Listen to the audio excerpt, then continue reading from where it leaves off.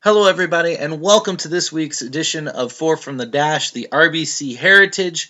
My name is Rob Gardner. You can find me on Twitter at DFS Today. If you watched our video last week, we know you made some good money. The golfers last week went 2nd, 4th, 6th, and 23rd at the Masters, putting you in great shape in both cash and tournaments.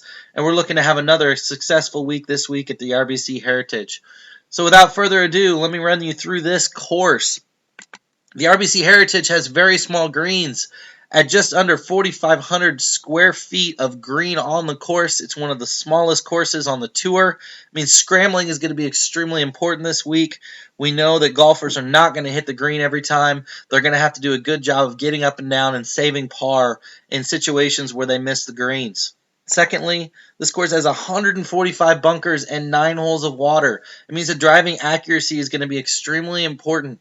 This is not a course you can bomb and overpower in order to get birdies. You're going to have to lay up, play smart, and use strategy in how you approach every hole. Back in the summer of 2015, every blade of grass on this course was replaced. That means that the course plays a little bit differently, the way the greens roll, the fairways. So guys that played really well last year, we're going to weigh a little bit heavier than we have in normal course history. And weather's not expected to be a factor. In past years, winds have played havoc on this course. It's impacted play, but this week is absolutely gorgeous. The forecast is phenomenal. Winds are supposed to be down, so we don't have to worry near as much about tee times or when golfers are playing. So without further ado, here are our 4 golfers for this week. We're going to start at the top with Matt Kuchar. We want you to get some exposure to him this week. Kuchar was an ace at the Masters, and he had an ace at the Masters last week. So not only did he finish high, but he got those bonus points for the hole-in-one. Put your rosters in great shape. He's obviously coming in great form. He's got 3 top 10s in his last 3 outings here, including, again, last year's performance. So he's a guy that we can trust to come out here, put up a really solid score, and compete for the win. And he's the only high-end golfer that I plan on having exposure to this week.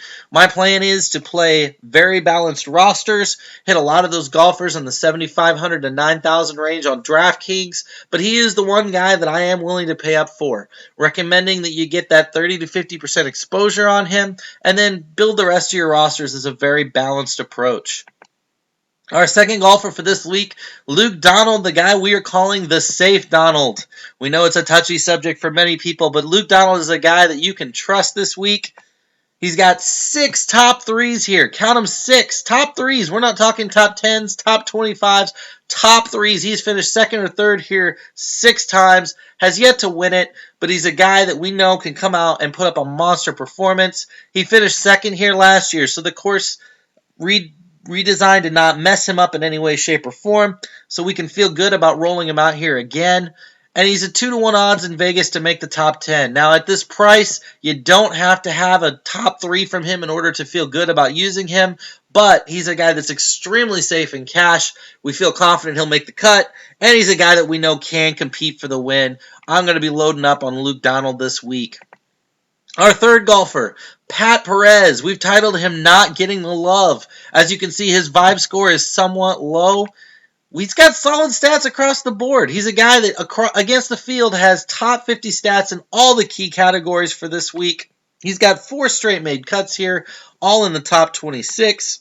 And he's finished no worse than 38th in his last 6 events out here, so he's coming in great form. So we have a guy that's got great stats across the board, has great course history here, coming in phenomenal form. Why are people not talking about Pat Perez more? I do not know, but I can tell you this much. I'm going to be overweight on the field this week. And then lastly, Charlie Hoffman. Second time is the charm. Charlie Hoffman was actually my 5th golfer last week. He didn't make the cut for the video. If I had put him in, I would have had 4 guys in the top 20, but I went with Lee Westwood instead. He had a phenomenal Masters. So again, a guy that's coming in for great form. He played on one of the toughest courses you can play. Played extremely well last week. He's going to come in with a lot of confidence. He's got 5 straight made cuts here. Performed well here again last year. So he's a guy, again, that we can trust on the course history side. His 14th place last year after finished 64th in 2015 means that the course redesign worked out decently well for him. Is it a small sample size? Absolutely. But he's a guy that I feel like we can put out there, have confidence, and take a look at that vibe score. Only 2 stars. A guy that not a lot of people are talking about. I think he makes a great contrarian play for GPPs. I think we can trust him in cash. So he's a guy that we're going to plug and play this week. That's it for us from Fore from the Dash. Please make sure you get on the fun. You can join our official Twitter account at @TheRealDFSDash. You can also follow me on Twitter at DFSToday. Check out the website at dfsdash.com. We've got all kinds of tools and roster gen for PGA, NASCAR, and MLB. And make sure you subscribe to us on that YouTube channel so you can get notifications when we come out with more videos. I hope you have a successful week this week with the RBC Heritage, and we will see you soon.